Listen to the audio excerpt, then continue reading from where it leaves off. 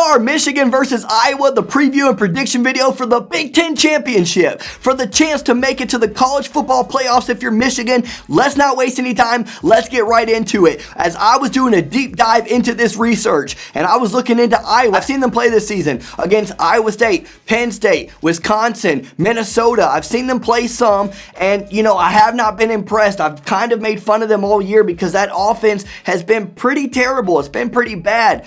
And I started to look into the research and I said, man, everything's confirmed. We're favored by 10.5 in this game, but I think we're going to absolutely swamp Iowa. 100%. I was feeling very confident. I was going to make a big prediction on this video, but what I found at the end was very telling, and it brought me back to reality, brought me back to earth, and I'm going to get into that, why we're not going to stomp them the way that I originally thought we were going to. Let's start, though, with what I was finding that made me feel very confident.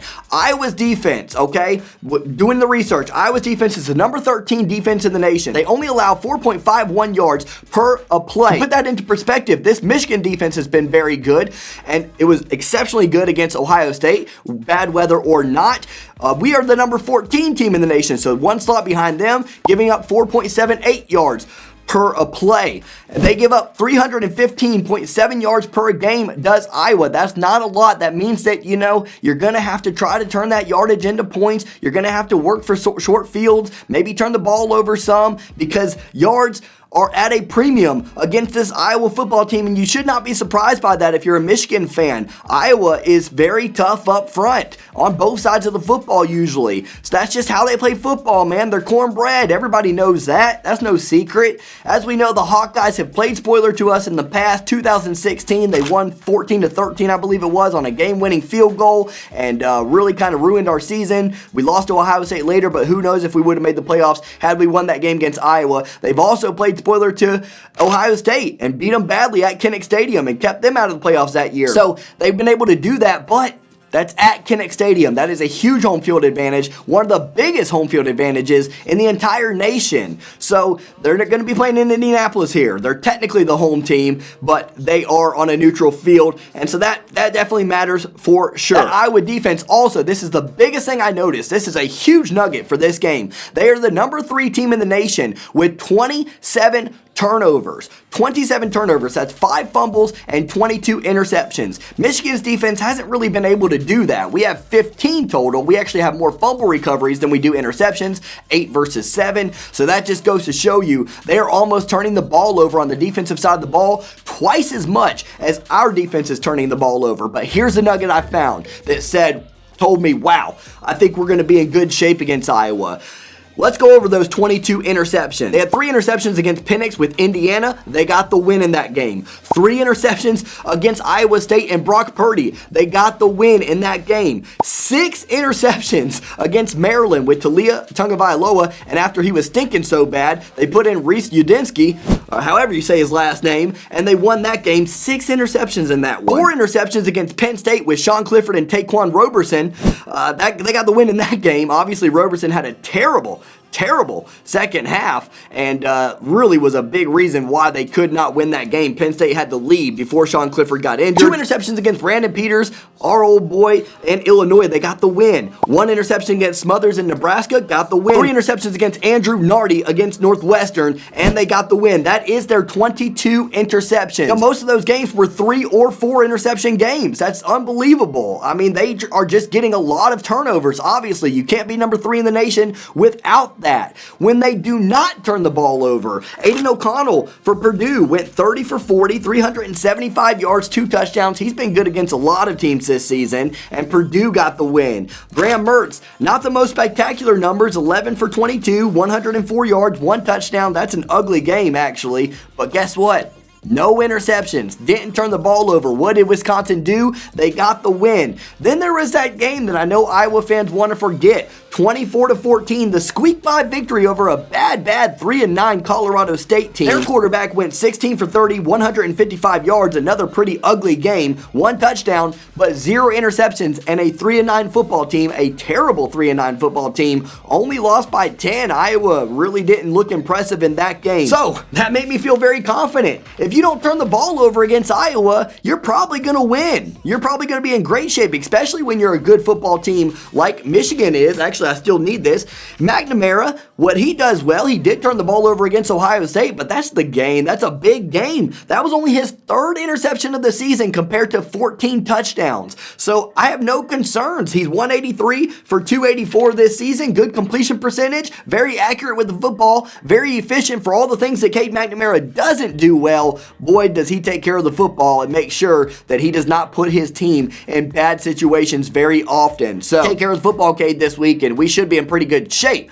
But, like I said, I'm getting to it. I'm hinting to it. There's something that's going to keep Iowa in this game. Let me keep going on with this. Iowa's quarterbacks on the offensive side of the ball. Spencer Petras is 137 for 236, 1,532 yards, 9 touchdowns compared to 6 interceptions. Now, that sounds really, really bad, but I will caution Michigan fans, don't get overly excited because 4 of those interceptions came in the Purdue game. Outside of that, he's mostly taking care of the football. So make sure you understand that. Alex Padilla, who gets limited time for them, 45 for 97, 598 yards, 2 touchdowns, 1 interception. Iowa's passing offense as a whole is not very good. 110th in the nation. That is bad. So that caused me to believe, well, they must run the football very well. No, their running game is 106 in the nation. So there's only 130 teams in this level of college football. So this is very bad. Their offense is not good. I knew it wasn't. We'll get into the Iowa State game. I knew it wasn't,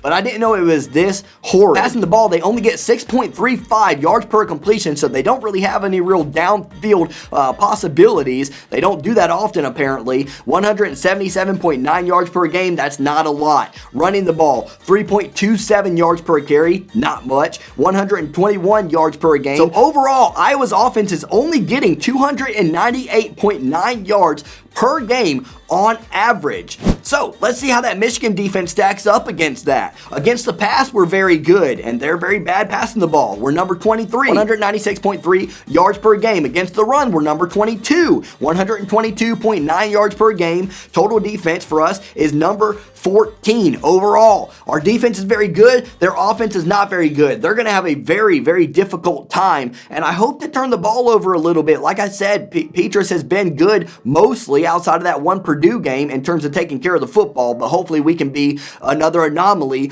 on that board. So if you take the averages of what they do on offense, what we do on defense, this is what I came up with. Looks like they're going to have about 187 yards passing in this game and about 122 yards rushing in this game for a total of 309 yards. That's not terrible. It's not good, though. It's not good at all. We should be able to win should we limit them to that and make sure that we don't give up the big play, which again, I don't think Iowa really has the capability of doing. So I feel very comfortable on the defensive side of the football. Versus Iowa State, Iowa only had 173 total yards, but the turnover margin in that game that they won 24-14, somehow, some way, with 173 total yards of offense, they won by 10 points against their in-state rival. The turnover margin was 4-0. Again, cannot stress it enough. Cade, you got to take care of the football. Iowa does that very well. They turn the ball over and they give themselves short fields. And despite that bad offense, they're able to win 10 games this season because of the turnover. So Michigan, you just got to limit that. But it's not only that. It is not only that. This is the final thing, because at this point, this is where I was like, dude, Michigan's going to curb stomp these guys. They can't move the ball on offense, and we are a very, very good defense. It's over. It's done. We're going to do enough on offense, right? This is where it's going to get kind of tricky. Iowa's rushing defense is number 14 in the nation. What does Michigan like to do? We like to ground and pound. We showed that against Ohio State. That is Jim Harbaugh football. And I don't know how stubborn you can get if you're Michigan. I do believe we can wear down Iowa in the later rounds of the game, but I'm telling you, these first 2-3 quarters, it's going to feel like one of those games where it's like, how are they still in this football game? Why are we making mistakes? We should be up by more. I really really feel like it's going to be one of those kind of games. They only give up 105.8 yards per game.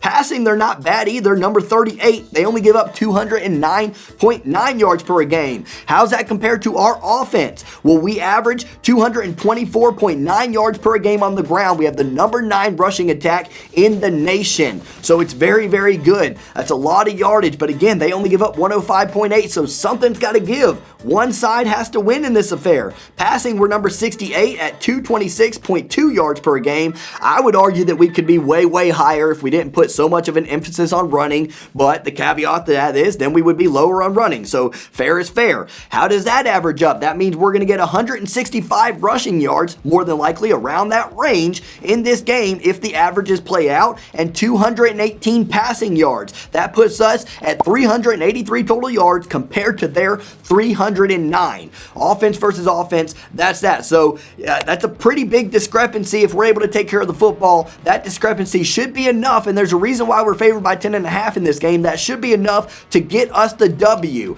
But here is my biggest concern with the stats that I just went over. Michigan against Ohio State even, and all season long, I've told you guys, you've been with me for the ride all the way across the board, so you know this. We live in 3rd and 4, 3rd and 3, 3rd and 2. What have we done against most teams in that scenario? We've pounded the rock. We've pounded the rock to get that first down on that shotgun play where we run the spread offense and we run the draw to Hassan Haskins and he pounds it forward, and man, is he good at getting that extra yardage. But I'm going to tell you right now, my opinion on this is I don't know if that's going to work against Iowa. It'll remind me a lot of the 4th and 2 play, if you remember, against Penn State when we tried to do that very thing and we got stuffed. And sure, you're going to lose some of those battles, and I think we're going to win some of those battles later on in the game. But this is where I think Jim Harbaugh and company, now that they got that monkey off their back with Ohio State, they need to learn how to adjust in these scenarios. They need to learn how to, when you're going up against a team that is strength on strength, and they do that well and we do that well, they need to figure out how to mix it up just a little bit. Still keep them honest, still run when you need to, still do what you do best and are comfortable with, but every now and then we're going to have to find a way to get receivers out in the flats, get tight ends out in the flats, maybe slant routes, and Cade McNamara needs to complete that pass, and guess what? He has all season long. I know he can do it. I just believe everything that I've seen in this Jim Harbaugh era, one thing that they really need to take the next step on is learning how to adapt the game plan and not just always do what makes you comfortable. You have to be able to go against the other team's strength. And in this scenario, yes, Iowa's good against the pass, but they're very good up front against the run. And I don't know, I can tell you now, I think we're going to get stuffed on a lot of those 3rd and 3 and 3rd and 2s and put ourselves in short 4th down conversion possibilities depending on where we are with the ball. And it's going to be nerve-wracking when we could just do the easy pass route because they're expecting us to do that draw up the middle, and I think the flats would be there. If I was the offensive coordinator in this game, that would be my game plan on those 3rd and shorts, and we would win this football game 41-17. But because I'm not the offensive coordinator and because, I didn't go that route in my life, and I'm sorry, Michigan fans, I let you down because I would have won this game 41-17 as the offensive coordinator.